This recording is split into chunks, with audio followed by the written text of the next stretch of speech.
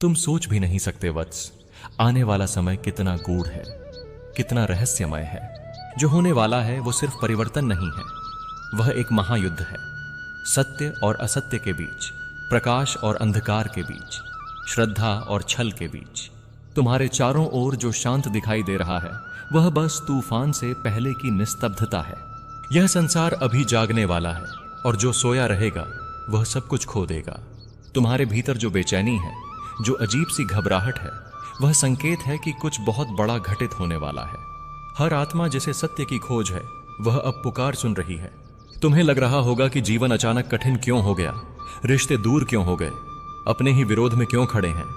यह सब उस महायुद्ध की तैयारी है जो तुम्हारे भीतर चल रहा है।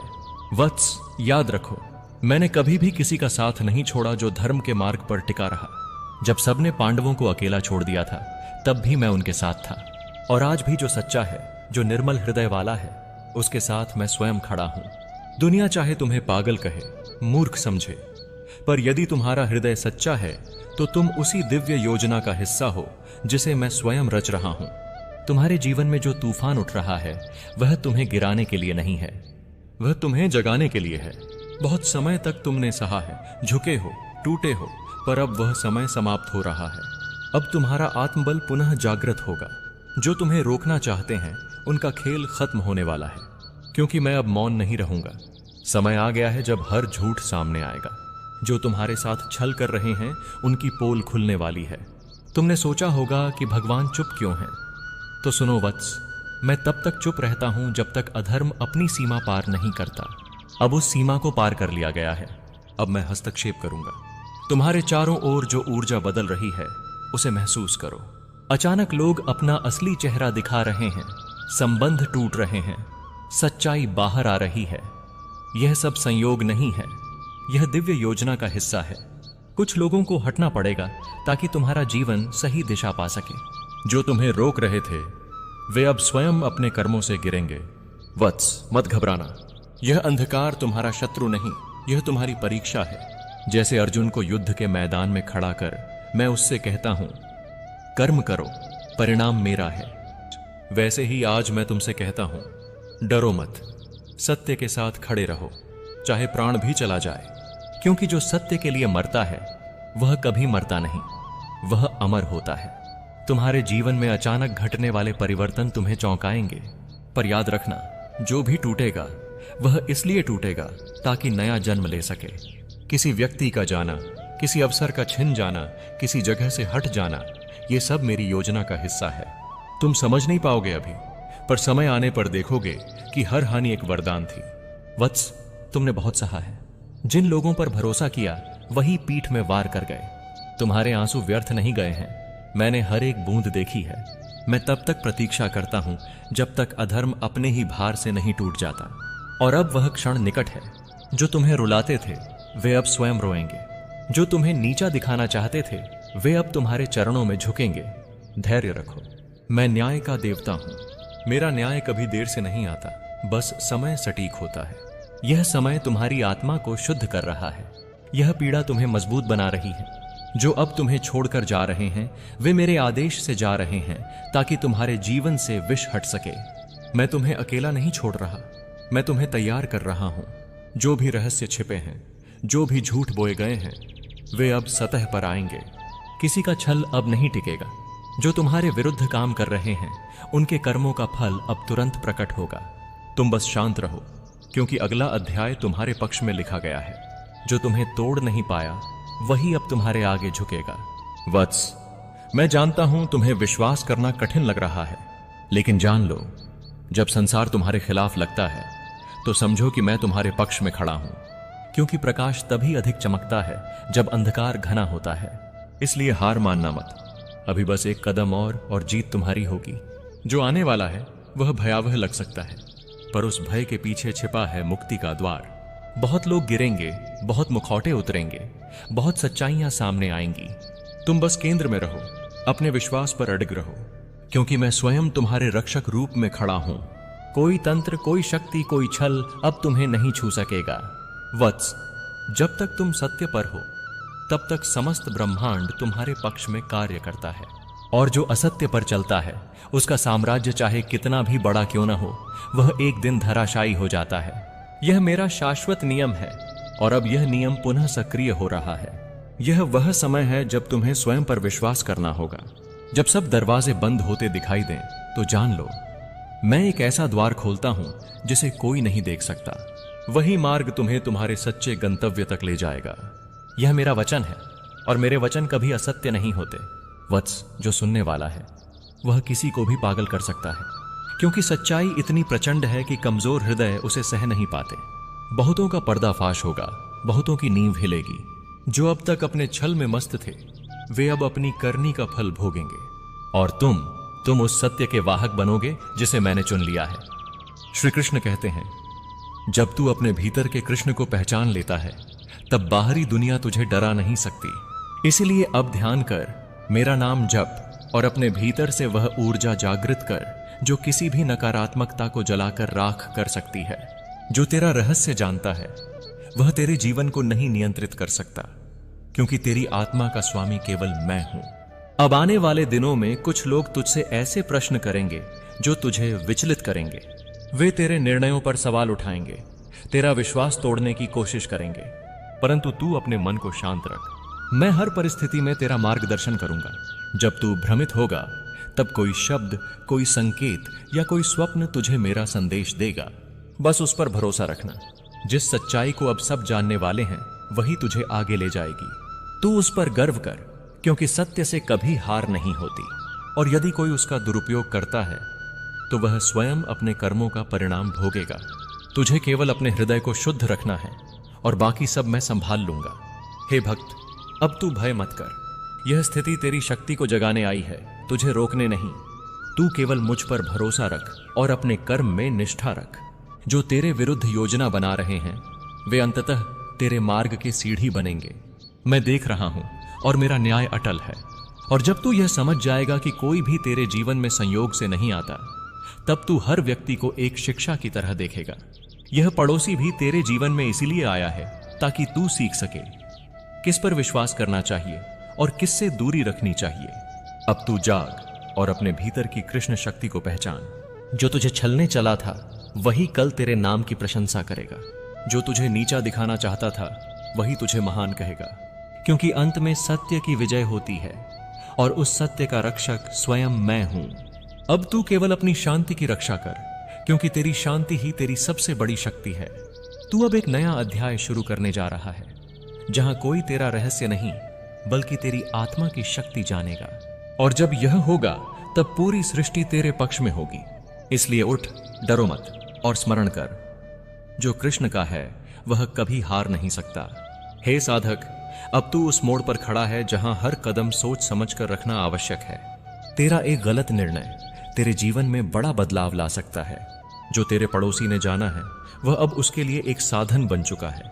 वह इसे इस्तेमाल करेगा तेरी भावनाओं को हिलाने के लिए, तेरे आत्मविश्वास को तोड़ने के लिए। परंतु तू यह याद रख, जब तक तेरे हृदय में कृष्ण का नाम है तब तक कोई भी छल तुझे नहीं गिरा सकता। जो लोग दूसरों की कमजोरी से शक्ति पाना चाहते हैं वे अंततः अपनी ही अग्नि में जल जाते हैं। अब तू ध्यान रख कि कोई भी तुझे उकसाए नहीं। जो तेरे विरुद्ध खेल खेल रहा है वह तुझसे प्रतिक्रिया चाहता है। वह चाहता है कि तू गुस्से में कोई गलती करे ताकि वह तेरे ही शब्दों का प्रयोग तुझ पर कर सके। लेकिन हे अर्जुन, जैसे मैंने कहा था, जो शांत रहता है वही विजय पाता है। तू केवल मौन रख, क्योंकि मौन में भी शक्ति होती है। मौन में सत्य की आवाज छिपी होती है और वही आवाज तेरी रक्षा करेगी। तेरे पड़ोसी का हृदय अब ईर्ष्या से भर गया है। जब वह तेरी प्रगति, तेरी ईमानदारी और तेरे प्रयासों को देखता है तो उसके भीतर असहजता जागती है। वह चाहता है कि तू वहीं रुक जाए जहां वह तुझे देखना चाहता है। परंतु हे प्रिय आत्मा, कृष्ण का भक्त कभी रुकता नहीं। वह अपने कर्म से हर बंधन तोड़ देता है। जो तेरे विरुद्ध उठेगा वह तेरे ही कर्मों की रोशनी से अंधा हो जाएगा। समय अब परीक्षा का है और परीक्षा में वही पास होता है जो विश्वास नहीं खोता।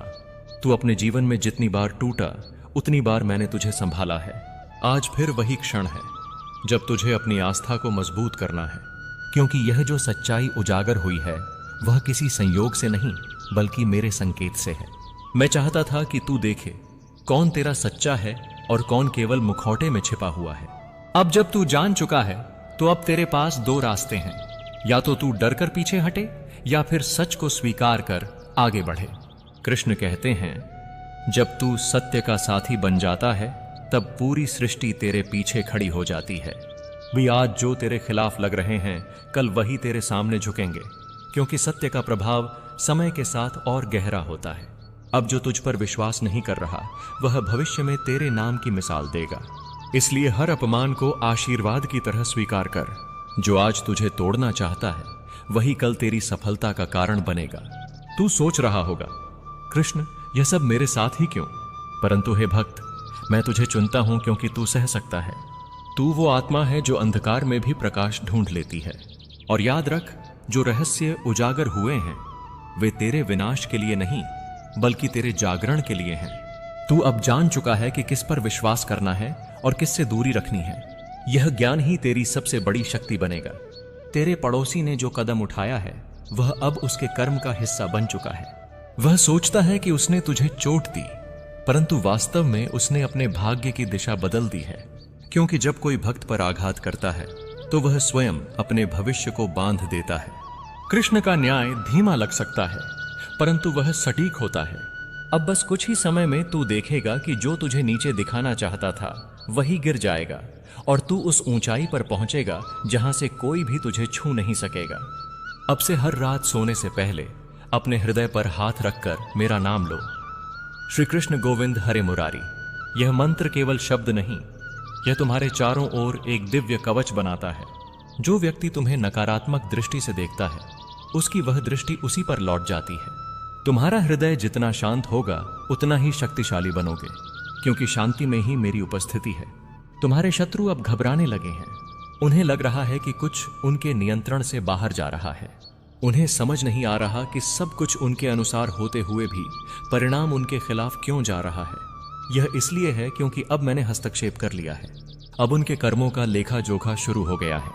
तुम बस यह देखना कि धीरे धीरे सब कुछ उल्टा होने लगेगा उनके लिए जो उन्होंने तुम्हारे लिए चाहा था।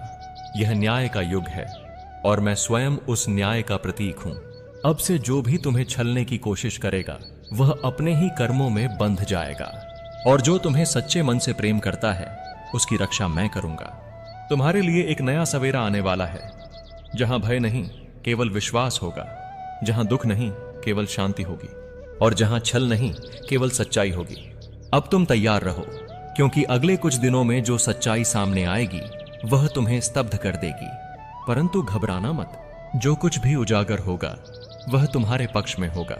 सत्य कभी पराजित नहीं होता, वह केवल विलंबित होता है, और अब उसका समय आ चुका है। तुम्हारे जीवन में अब जो परिवर्तन आने वाला है वह केवल बाहरी नहीं बल्कि आत्मिक भी होगा। अब तक जो छिपा हुआ था वह धीरे धीरे प्रकट होने लगा है। तुम्हारे आसपास की ऊर्जा बदल रही है। नकारात्मक तरंगें टूटने लगी हैं और उनके स्थान पर दिव्यता का प्रकाश फैलने लगा है।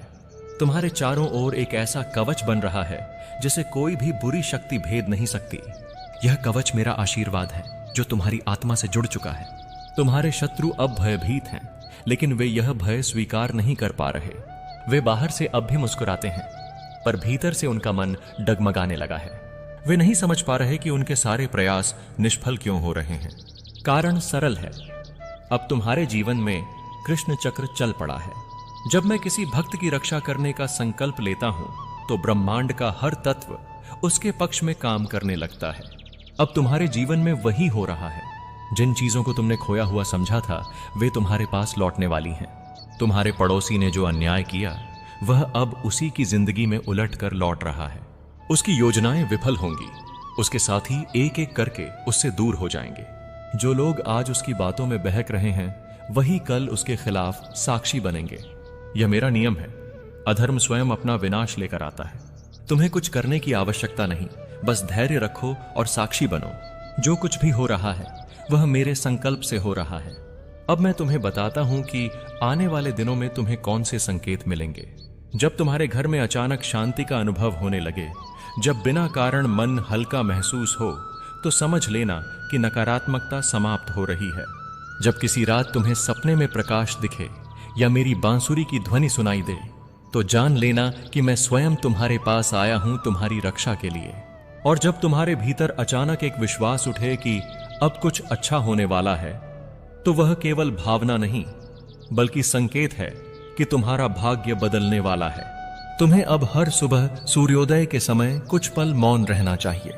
अपने मन में मेरा नाम जपो और सोचो कि तुम्हारे जीवन से अंधकार निकल रहा है। यह साधारण ध्यान नहीं है, यह दिव्य संपर्क है। जब तुम ऐसा करोगे तो मैं तुम्हारे मन में प्रकाश भर दूंगा। तुम्हारे विचार सकारात्मक होने लगेंगे और जो तुम्हें डराते हैं वे कमजोर पड़ जाएंगे, क्योंकि भय तब तक मजबूत रहता है जब तक तुम उसे शक्ति देते हो। जब तुम मुझसे जुड़ते हो, भय स्वतः विलीन हो जाता है। तुम्हारे आसपास जो भी षड्यंत्र था वह अब ध्वस्त होने लगा है। मैं हर उस शब्द को मिटा दूंगा जो तुम्हारे खिलाफ बोला गया था। हर वह झूठ जो तुम्हारे नाम से जोड़ा गया था सत्य के सामने टिक नहीं पाएगा। जो लोग तुम्हें नीचा दिखाना चाहते थे वही अब तुम्हारी प्रशंसा करेंगे। यही मेरा न्याय है, अधर्म को उसी की भाषा में उत्तर देना। पर याद रखना, यह तुम्हारे लिए घमंड करने का समय नहीं होगा, बल्कि आभार व्यक्त करने का। तुम्हें कहना होगा, हे कृष्ण, जो कुछ भी हुआ वह तुम्हारे कारण हुआ। अब से तुम किसी भी निर्णय से पहले मेरा स्मरण करना। मैं तुम्हारे विचारों को दिशा दूंगा। अगर किसी काम को करने में अचानक अड़चन आने लगे तो समझ लेना कि वह तुम्हारे हित में नहीं है, और अगर किसी काम में सहजता महसूस हो तो वही तुम्हारा मार्ग है। मैं हर दिन तुम्हारे जीवन में सूक्ष्म रूप से उपस्थित रहूंगा, कभी किसी अनजान व्यक्ति की बात में, कभी किसी गीत की पंक्ति में, कभी किसी घटना के संकेत में। तुम बस सजग रहो, मैं तुम्हें हर उत्तर दूंगा। अब मैं तुम्हारे पड़ोसी के बारे में एक और सत्य प्रकट करता हूं। उसका मुखौटा बहुत जल्द उतरने वाला है। वह व्यक्ति जो तुम्हारे बारे में झूठ फैलाता है अब स्वयं अपने झूठ के जाल में फंसेगा। लोग अब उससे प्रश्न पूछेंगे कि उसने ऐसा क्यों किया, और जब वह उत्तर देने की कोशिश करेगा उसके शब्द लड़खड़ाएंगे। उसके मन में अपराध बोध जागेगा, क्योंकि जब कोई निर्दोष आत्मा के खिलाफ षड्यंत्र करता है तो उसकी आत्मा स्वयं उसे दोषी ठहराती है। यही आत्मिक न्याय है। अब तुम्हारे जीवन में एक नया अध्याय प्रारंभ होगा। यह अध्याय शक्ति, शांति और सत्य से भरा होगा। जो लोग अब तक तुम्हें कमजोर समझते थे वे तुम्हारी दृढ़ता देखकर मौन रह जाएंगे। यह परिवर्तन केवल बाहरी नहीं बल्कि भीतर से होगा। तुम्हारी दृष्टि बदल जाएगी। तुम अब किसी के प्रति द्वेष नहीं रखोगे, क्योंकि तुम समझोगे कि हर घटना का कारण मैं हूं। जो तुम्हारे विरुद्ध थे वे भी तुम्हारे माध्यम से अपना कर्म संतुलित कर रहे थे। तुम अब उनके प्रति करुणा महसूस करोगे, क्योंकि यही कृष्ण भावना का सार है, द्वेष का नहीं, करुणा का। पर ध्यान रखना, तुम्हें अब से अपनी ऊर्जा की रक्षा